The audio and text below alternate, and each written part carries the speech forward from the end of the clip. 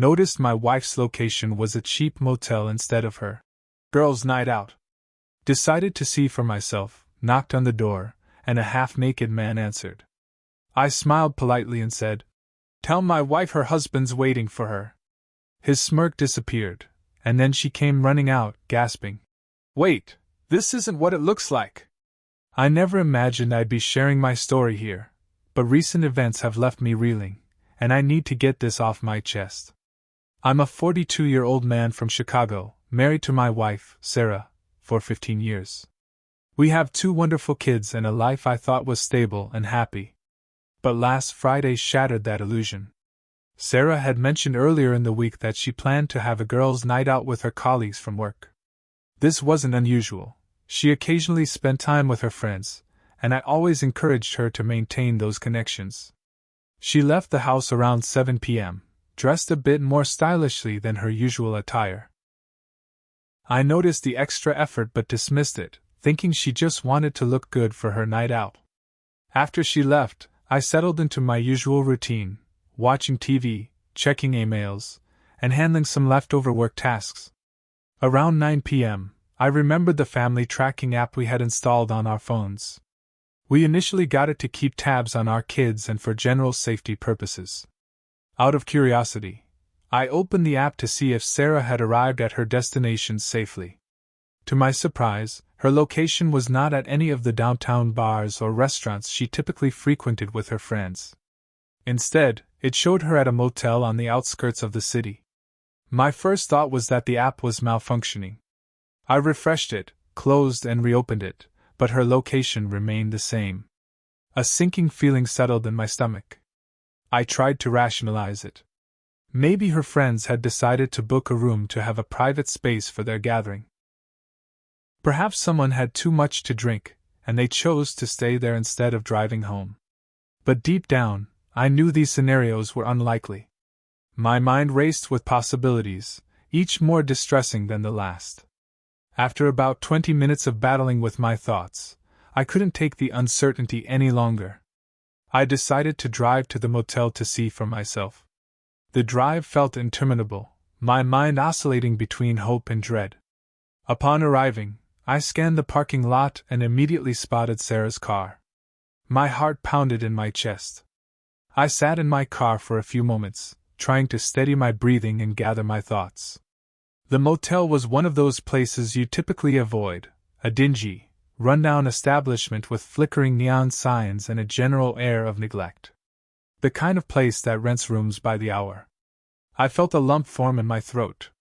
Summoning every ounce of courage, I exited my car and approached the room number displayed on the tracking app. My hands trembled as I knocked on the door. The seconds that passed felt like an eternity. Finally, the door opened, revealing a man I'd never seen before, shirtless and looking startled. We locked eyes, and I saw his expression shift from surprise to a smug smirk. That smirk ignited something within me, a mix of rage, humiliation, and heartbreak. But I kept my composure. With a forced, polite smile I said, "Tell my wife her husband's waiting for her." The color drained from his face, and his smirk vanished. He stammered, "One moment," before retreating into the room. Moments later, Sarah appeared, wrapped in a bedsheet, her face a mask of shock and guilt. She began to speak, her voice trembling. "Wait, this isn't what it looks like." I couldn't bear to hear any excuses. The betrayal was too raw, too overwhelming. Without another word, I turned and walked away, her pleas echoing behind me. I got into my car and drove home, my mind a whirlwind of emotions. Anger, sadness, confusion. All intermingled, making it hard to think straight. Back at home, I sat in the dark, replaying the night's events over and over in my mind. How had we come to this point? Were there signs I had missed? Had our marriage been a facade all along? Sleep eluded me as I grappled with these questions. Sarah returned home in the early hours of the morning. The moment she walked in, the air grew thick with tension. We sat across from each other in the living room, the silence deafening. Finally, she broke down, tears streaming down her face. "I'm so sorry," she sobbed. "I never meant for this to happen." I remained silent, waiting for her to continue. She took a deep breath and confessed. His name is Mark. We work together. It started a few months ago. I felt neglected. You've been working so much, and I felt lonely. But that's no excuse for what I've done. I betrayed you, and I hate myself for it. Her words cut deep. I had been working long hours, it's true. But it was all for our family. To provide a comfortable life, to secure our future. I never imagined that my dedication would push her away, into the arms of another man. I'm staying at a friend's place for now, I told her, my voice devoid of emotion. I need time to think. She nodded, understanding the gravity of the situation. Now, as I sit in my friend's guest room, I'm at a crossroads. Divorce seems like the logical step, but the thought of our children growing up in a broken home pains me.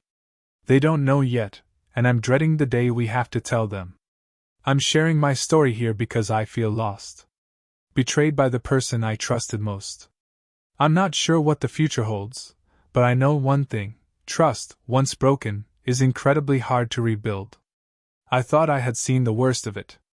I thought walking away from that motel and seeing my wife half naked behind another man would be the most painful part. But I was wrong.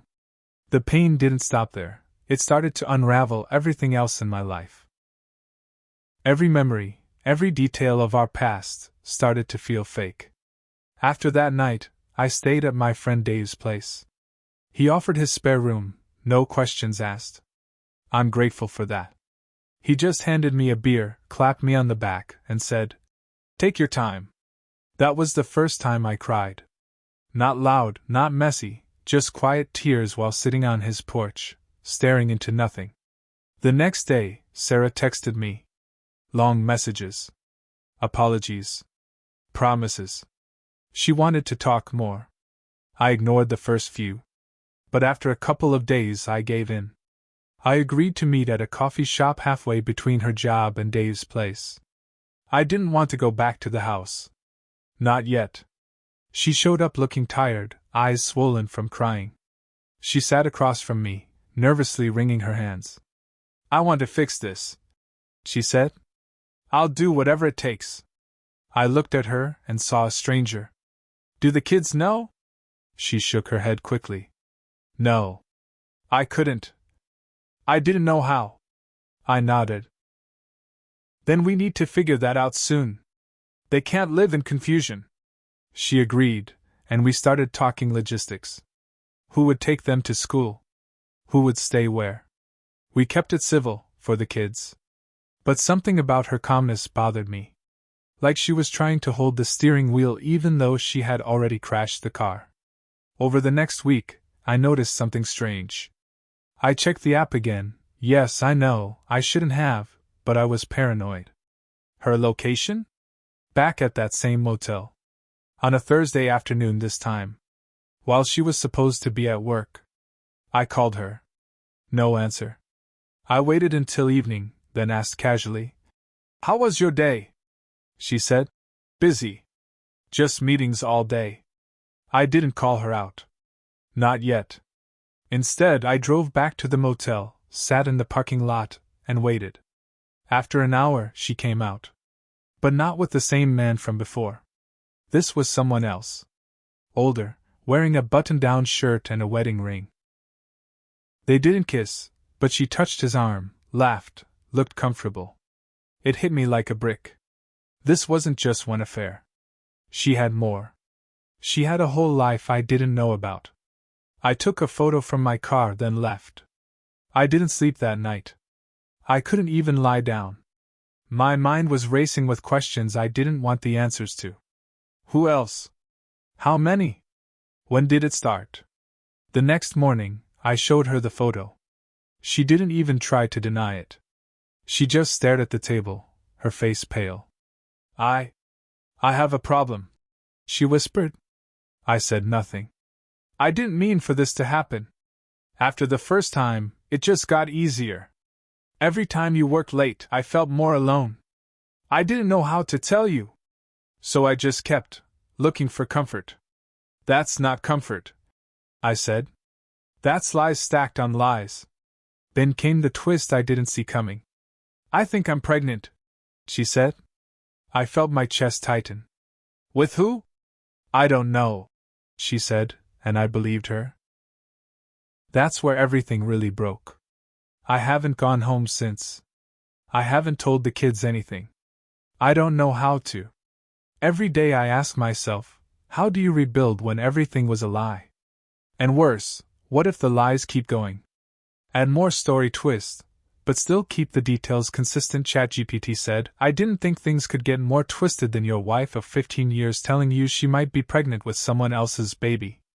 But apparently, life wasn't done dragging me through the dirt yet. After Sarah dropped that bomb on me, I went completely numb. I didn't shout. I didn't cry.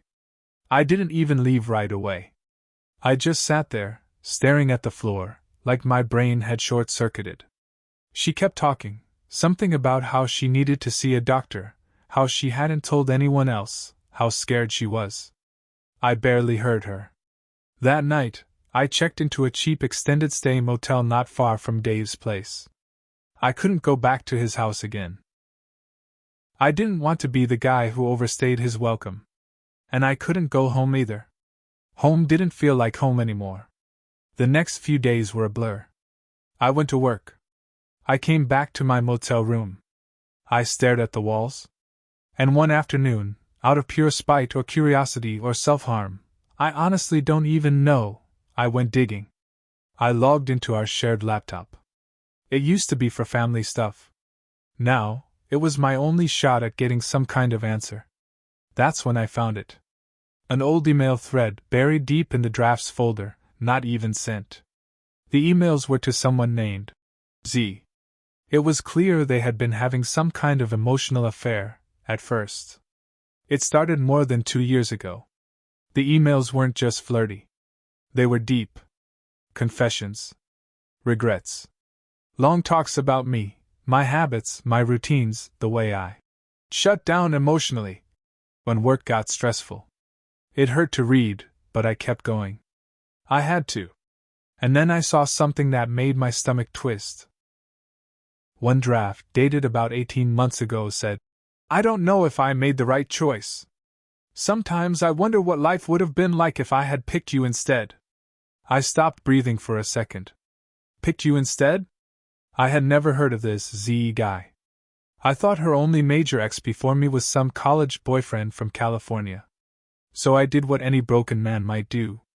I searched the name in our joint email account. And there it was. A very old email. From before we were even married.